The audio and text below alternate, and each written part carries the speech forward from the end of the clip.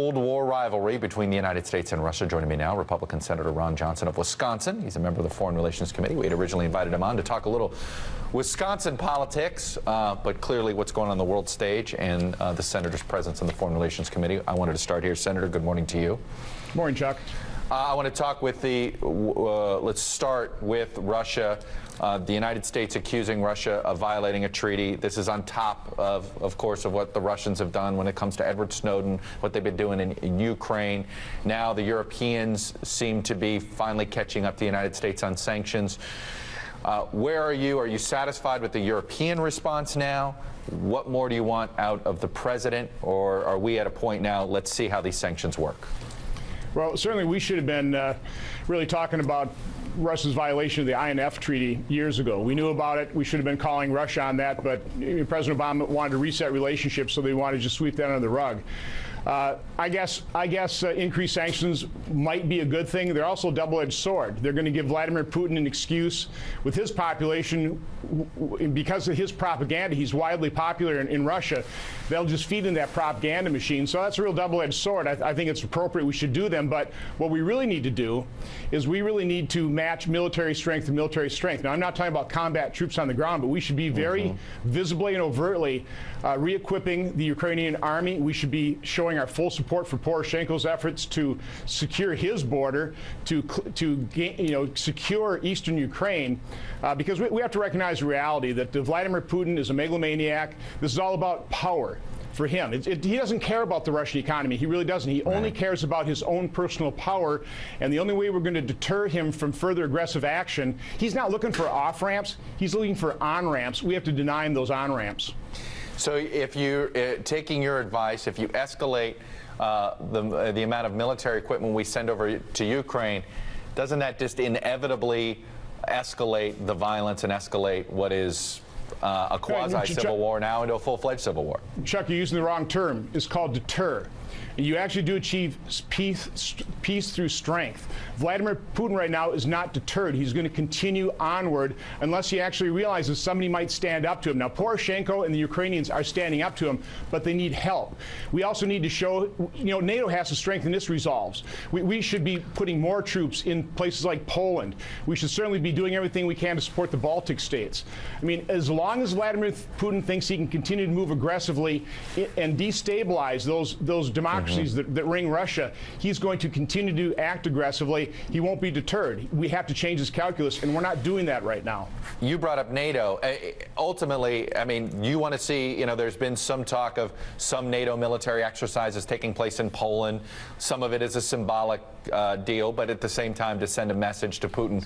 I mean, do you think that NATO should be the force that essentially helps reinforce Ukraine? Ukraine's not a NATO member nation, but do you want to see NATO as the front group here and not just the United States acting unilaterally? Yeah, Europe has been asleep. They've all ramped down their defense spending, most of them below 2%. They're not even meeting their NATO commitment.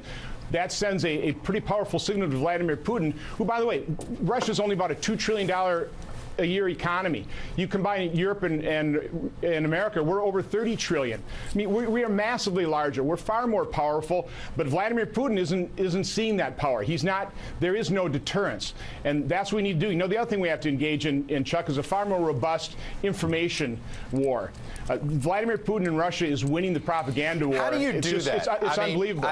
You're absolutely right that he is, and there's no doubt. And I heard you say this earlier, and you're saying how, in many ways, he'll spin these sanctions as, hey, they're afraid of Russia, and it'll be some sort of self-aggrandizing moment for Putin. But how do you fight this? He's clearly. I mean, it's not as if the U.S. is going to start doing TV signals into Russia again? Chuck, we should. We need to start doing that, because with Vladimir Putin, what is being broadcast on Channel 1, Wall Street Journal ran an article, basically interviewed a woman, this is all fiction, a woman that supposedly witnessed the Ukrainian soldiers crucifying a 3-year-old. Totally false, but that's the propaganda that Russia is feeding its citizens, which, again, so Vladimir Putin is out there fighting against that barbarity. The Russians are buying it, and it strengthens his hands. We have to combat that horrible propaganda. All right, I want to ask you about essentially the diplomatic conflict right now between the Obama administration and the Netanyahu administration. this being public is no good for anybody. No. And regardless of where you stand here, this, the critique of Secretary Kerry by many on this and how this was handled, but the Israelis going public. At this point, how much patience should the U.S. have if the Israeli government is going to essentially humiliate our Secretary of State on the world stage? Well, first of all, America's got to be pretty careful of trying to put forward agreements that really show moral equivalency. There is no moral equivalency. What America should be talking about is we should be speaking with moral clarity. This wouldn't be happening were it not for Hamas firing rockets into Israel. This wouldn't be happening if Hamas hadn't built terror tunnels into Israel to create terror, to kidnap Israelis and to murder them. You know, it had the Palestinians taken Gaza, started cooperating with Israel, started working toward the betterment of their people, this wouldn't be happening. So there's no moral equivalency here. You know, as Netanyahu says all the time, Israel has missiles to protect its people. Hamas uses its people to protect missiles. I think that's a very good statement that shows there is no moral equivalency here. We ought to be speaking with moral clarity. There's one party that is the problem here, and is Hamas in their terror, not Israel. Now, the U.S. has stood by Netanyahu on this war essentially for the first couple of weeks, and now feels it's time to pull back. Do you believe it is time to pull back? Israel has to defeat Hamas. I mean, period. And what does defeat look like? Because total demilitarization? Otherwise, Chuck, we'll be back here 2 or 3 or 4 years. I mean, again, I just entered public life 3 years ago. I've been watching the Palestinian problem boil for decades. Sure. And it's not going away till one side is defeated or one side actually admits Israel's right to exist and starts working cooperatively. This could all end if the Palestinians, if Hamas would stop its terror ways, if they would stop sending rockets, if they'd actually work with Israel to build their economies for the betterment of their people. This doesn't have to happen, but as long as Hamas is there and firing rockets, this is going to continue. So my guess is Israel should defeat Hamas. And you're not a fan of these temporary ceasefires if it keeps Hamas in power in Gaza. It's just going to keep the conflict boiling for further decades. At some point in time, you know, an evil party has got to be defeated, and we're going to recognize that here in America with the war on terror too.